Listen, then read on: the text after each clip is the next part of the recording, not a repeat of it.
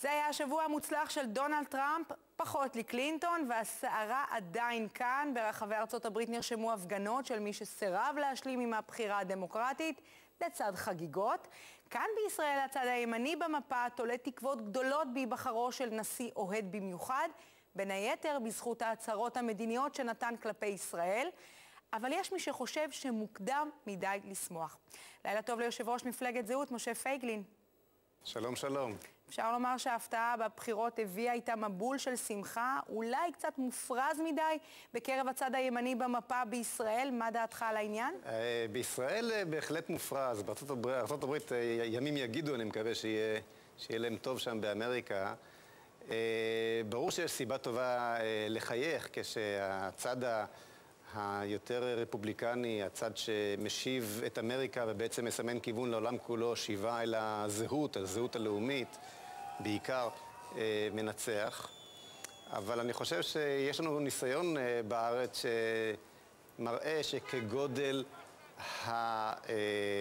התקווה, כך גם גודל הסכנה.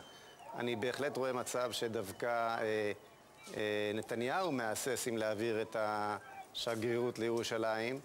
אני מזכיר לצופים שלנו ששרון היה צריך לעמול קשה כדי לשכנע את ממשל בוש להסכים לחורבן ולגירוש של גוש קטיף. האמריקאים לא אהבו את זה, זו הייתה דווקא יוזמה של ישראל, וזה נעשה עם ראש הממשלה שנבחר בפתקי הימין.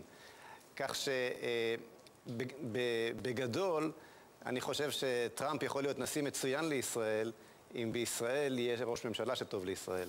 עשית השוואה לנשיא בוש לשעבר, ועדיין מדובר כאן בנשיא לעתיד, דונלד טראמפ, שהתבטא בצורה מאוד חריגה לטובה, מאוד אוהדת כלפי ישראל. הוא נתן כאן הצהרות מאוד מפליגות כלפי מה שישראל תוכל לעשות, כפי שאף אחד לא עשה לפניו. זה לא מרגיש טבעי להיות מעודדים מהדברים הללו? בוודאי שכן, הייתה כאן באמת בחירה בין משהו שבאופן מובהק מכריז על תמיכתו ועל אהדתו, לבין משהו שעמד להמשיך, הילרי, שעמדה להמשיך מדיניות שהייתה עוינת באופן לכתחילי לישראל. אז בוודאי שהבחירה של טראמפ היא בחירה שצריכה לשמח את כל שוחרי הטוב ומה שטוב למדינה שלנו. אבל כמו שהסברתי, יש פה גם סכנה. מי שיכול לעשות טוב גם יכול להוביל לתוצאה הפוכה אם לא יפגוש כאן את המנהיגות המתאימה. נתניהו נתן הצהרה מאוד מחייבת, נקרא לזה כך, כלפי המתיישבים, ואמר להם, כל עוד אובמה בשלטון, לא נוכל להעביר חוק שיסדיר את ההתיישבות. עכשיו נראה שנוצר חלון הזדמנויות מצוין לממשלה הזו, אולי אני זוכר את נתניהו טובים יותר. באופוזיציה לוחץ על אולמרט להתחיל לנהל משא ומתן על מסירת רמת הגולן. אני זוכר את נתניהו מצביע בעד ההתנתקות, אני זוכר את נתניהו מוסר את חברון.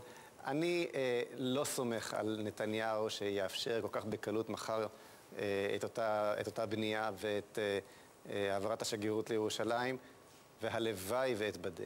כן, ובנימה אישית, מה המסקנה שלך מהשבוע האחרון מכל מה שקרה? המסקנה האישית שלי היא שכשאתה נמצא במקום הנכון, עם המסר הנכון, לא מזגזג, ממשיך הלאה, שום דבר לא יעצור אותך, לא התקשורת, לא הממסד, לא מערכת המשפט.